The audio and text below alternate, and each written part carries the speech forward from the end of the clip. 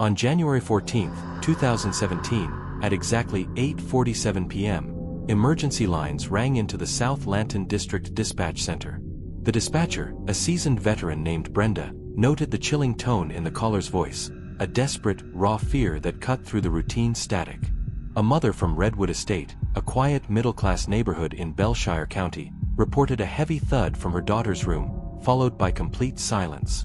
The mother, Sarah Morgan, had been watching a late-night movie downstairs when the sound reverberated through the floorboards. She had raced up the stairs, finding her daughter, Kalea, on the floor, seemingly lifeless. When officers arrived, paramedics were already performing assisted ventilation on a 16-year-old girl named Kalea Morgan. The small, neat bedroom was instantly transformed into a clinical space, brightened by the harsh, focused beam of the paramedics' lights. Her pulse was weak. The monitor gave a slow, hesitant beep. Her breathing was shallow. Each automated push of the bag valve mask was a frantic struggle against a failing body. Her skin was cold. A telltale sign of systemic shutdown, baffling the medics who could find no immediate, visible trauma. As the medics worked, one officer stepped back into the hallway, lowered his voice, and whispered to a colleague, "How did he get another one?" "She's the third." Detective Marcus Thorne, a man whose face had aged 10 years in the last 7 months, recognized the signature of something truly evil. It wasn't confusion. Thorne knew the grim details by heart. It wasn't speculation. He was looking at the physical evidence of a terror they had been fighting to contain in the dark. It was recognition, the kind that only comes when a nightmare resurfaces. The sinking dread of realizing a predator you thought you were close to catching had just claimed another victim. No one outside law enforcement knew about the other 2 girls. The 2 previous cases, deemed isolated incidents by the school district and covered up with disturbing efficiency, had been buried deep in the Special Crimes Division's cold files, only recently reopened under extreme secrecy. No one knew Kalea's collapse was part of a pattern hidden inside the school district. The public had been assured that Eastbridge High was safe, a beacon of academic excellence. The reality was a silent war zone. No one knew the case quietly under review involved someone the community trusted more than anyone. A man whose face was synonymous with success and civic pride. As Kalea was rushed toward the ambulance, her mother clung to her hand, begging her to wake up. Sarah's sobs were muffled, tearing at the silence of the night. She promised Kalea everything, a new car, a trip to Europe, anything, if only she would open her eyes. To the neighbors watching from their porches, it looked like a medical emergency. They whispered about a heart condition or a tragic accident, shielded by their own disbelief from the horrifying truth. To her mother, it looked like her life falling apart. The terrifying image of her vibrant, funny daughter lying still would become the lens through which she viewed every moment after. To the officers, it was confirmation that the danger they feared had returned. They knew they were no longer dealing with a complex individual crime, but a serial offense with the school system as its hunting ground. Nothing about the scene revealed what tied these 3 girls together. The investigators searched for common threads, shared friends, neighborhood proximity, extracurricular activities, but found none. Not their families. One was wealthy, one working class, one an only child. Not their social circles. They moved in entirely different cliques at school. Not their routines. Their only known connection seemed entirely arbitrary. The connection was a man. A charismatic figure whose public persona was meticulously constructed. A man with access. He could call any student into his office at any time without question. A man with authority. His word was absolute law within the walls of Eastbridge High. A man who had been praised, awarded, and shielded for years. The system had enabled him, not just by overlooking minor infractions, but by actively celebrating his perceived brilliance. His name was Principal Adrian Morrow, recently voted Principal of the Year across the nation of Caldora, celebrated for his innovative mentorship program at Eastbridge High School. The glossy magazine features and accolades piled up in his office, testament to his national fame. He had been a keynote speaker at educational summits, his program the model for countless others. And behind those awards, behind those speeches, behind his picture in newspapers and government education brochures, was a secret no one wanted to imagine. A profound, systemic rot that had been festering under the guise of academic excellence. The pattern began and ended within the walls of the highly selective Future Leaders Initiative, Morrow's personal, exclusive mentorship program. Only the brightest, most vulnerable, or most ambitious girls were invited to join. 3 girls had joined Morrow's Future Leaders Initiative, a mentorship program he controlled entirely. The program was his fortress, a place where he established complete dominance and isolation. Private meetings, held after school hours, often late, under the pretext of intense academic preparation. Closed office doors, soundproofed and with the windows strategically covered by diplomas and awards. Unrestricted messaging. All communication was channeled through a separate, encrypted application he insisted upon for security. A digital reporting system only he could access. It was designed to monitor student progress but, in reality, served as a detailed log of his victims' personal lives and vulnerabilities. Raya Imani, the first student, was found unconscious in her home 7 months earlier. Her parents were told it was a rare, aggressive form of viral meningitis. Died 2 days later. The official cause of death was cardiac arrest linked to organ failure. Her funeral was a school-wide memorial, with Morrow delivering a powerful, tearful eulogy. Lynn Navarro, the second student, went missing after leaving school early. Her disappearance was initially reported as a runaway case, fueled by rumors that she had fought with her parents. Her body wasn't found for 11 weeks. Her parents searched relentlessly, plastering Belshire County with missing flyers, while Morrow offered his full, grieving support to the family. Kalea Morgan, the third student, now fighting for her life. Her collapse was the terrifying echo that finally shattered the silence. Only one would live long enough to speak. The weight of that survival would be almost as heavy as the secrets themselves. Detectives from the Belshire County Special Crimes Division immediately pulled Morrow's records. Detective Thorne and his partner, Detective Lena Ortiz, worked around the clock, fueled by anger and the guilt of not stopping him sooner. His mentorship logs were inconsistent. Pages were missing, entries were backdated. Meeting times didn't match security footage. Morrow claimed he met Raya at 6 p.m. The footage showed him leaving the campus at 4:30 p.m. and returning later via a private, unmonitored entrance. Messages were deleted. Ortiz brought in a specialized digital forensics team that painstakingly recovered corrupted files from Morrow's school-issued computer. Attendance reports were falsified. He had marked all 3 girls present for days they had been absent or had left school early. And then came the medical records. Thorne secured an emergency warrant to review the sealed autopsy and medical files for all 3 girls. All 3 girls showed signs of the same infection, a strain of HIV that matched Morrow's own medical file obtained under warrant. The chilling specificity of the viral strain was the forensic bullet that would eventually pierce Morrow's armor of respectability. The district superintendent tried to quiet the rumors. He insisted the investigation was a witch hunt motivated by political jealousy, and threatened to sue the county for defamation. Local politicians, who had benefited from Morrow's spotless reputation, attempted to stall the investigation. Grant money was tied to Eastbridge's success, and they feared the scandal would dry up state funding. They made phone calls, applied pressure, and attempted to delay the submission of warrants. But the evidence kept growing. Falsified school funds, hundreds of thousands in grant money redirected to offshore accounts, bribe payments from contractors, kickbacks for awarding lucrative school construction bids, personal travel billed to student programs. His luxury trips to the Caribbean were disguised as leadership seminars. Manipulation of student data, boosting graduation rates by illegally altering failing grades, altered disciplinary reports, deleting records of students who had tried to report his inappropriate behavior, fake mentorship results sent to government grant offices, fabricated testimonials and program success metrics to secure further funding. The deeper investigators dug, the uglier everything became. Morrow wasn't just a predator. He was the head of a small, self-serving criminal enterprise operating under the banner of education. 6 weeks after Kalea's collapse, detectives traced a rural property registered under a shell company Morrow created. It was a dilapidated hunting cabin 20 miles outside Belshire County, far from any paved road.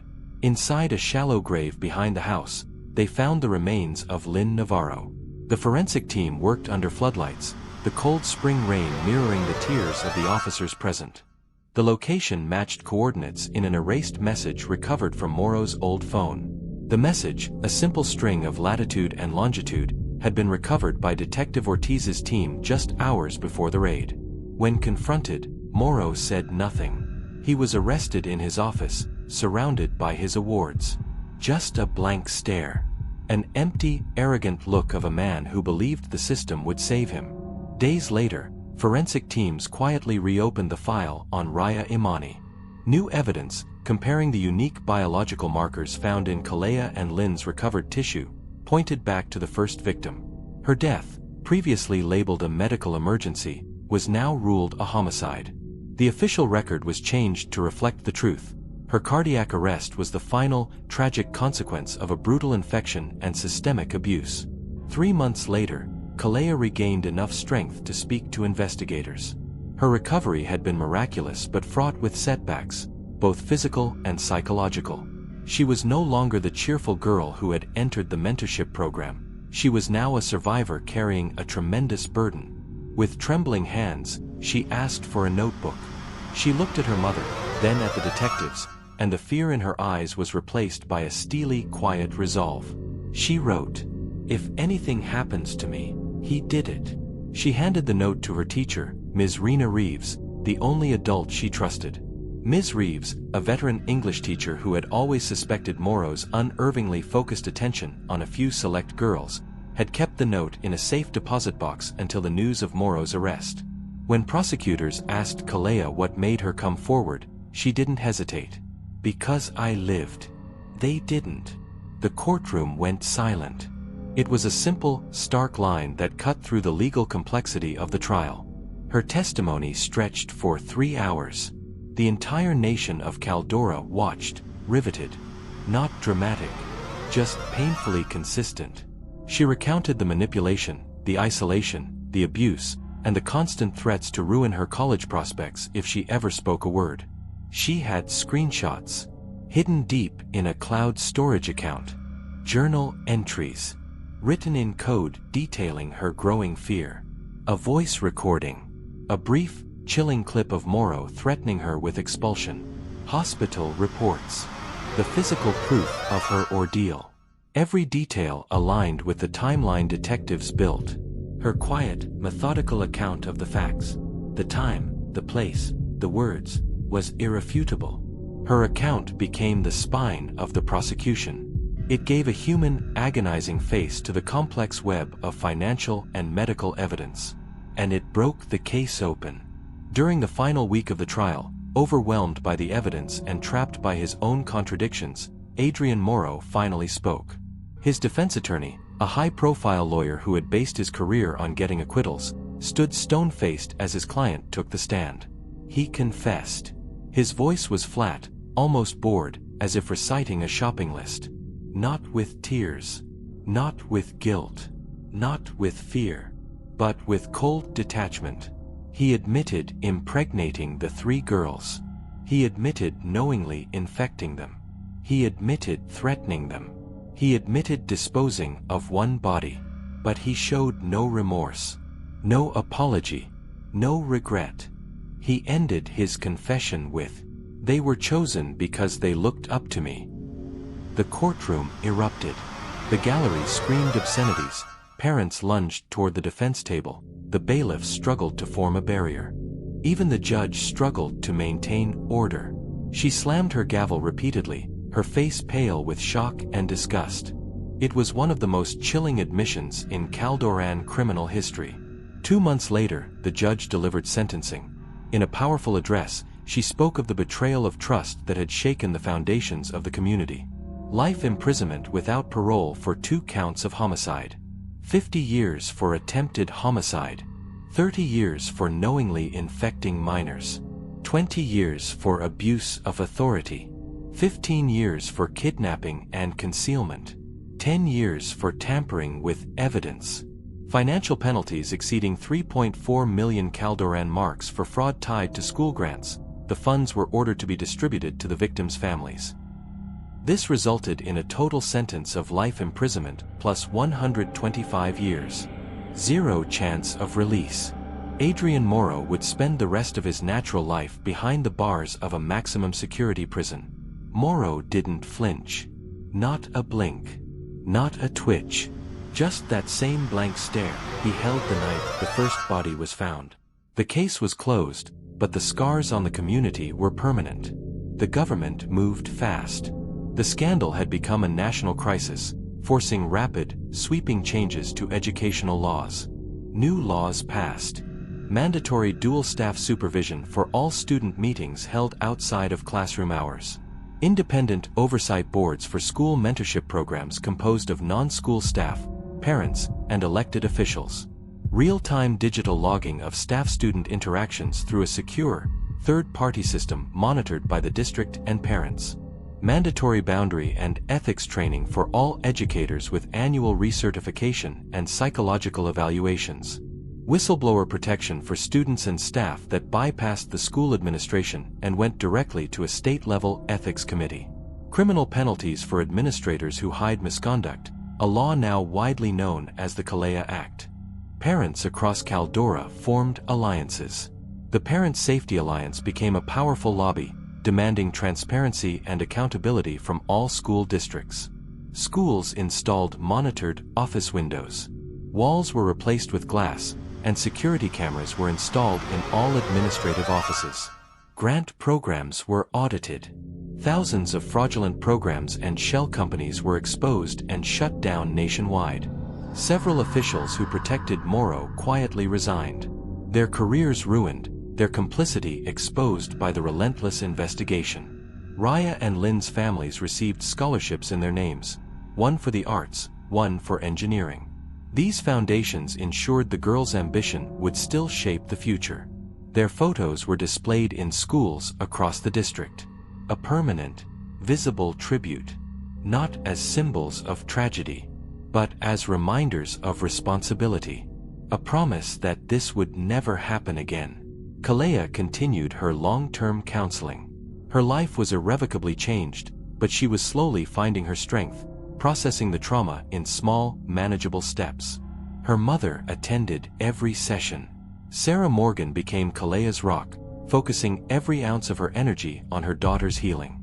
Her younger brother waited in the lobby each time, asking only, "Is she coming home today?" His innocent question underscored the long journey back to normalcy for the entire family. Healing was slow, painful, but it was happening. The resilience of the human spirit was on full display. She survived, not because she was lucky, but because she refused to stay silent.